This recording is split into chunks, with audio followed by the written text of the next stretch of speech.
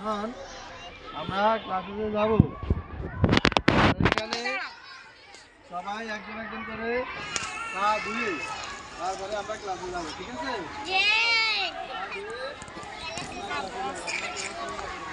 ভালো থাকবো। আমরা সকলেই পা ধুয়ে শ্রেণীকক্ষে প্রবেশ করব। আমরা কেউ ময়লা নিয়ে শ্রেণীকক্ষে যাব না। কে কে ময়লা নিয়ে যাবে না বলো? সবাই পা ধুয়ে যাইবা তো? আচ্ছা আসো, আমরা এবার আস্তে আস্তে পা ধুয়ে যাই।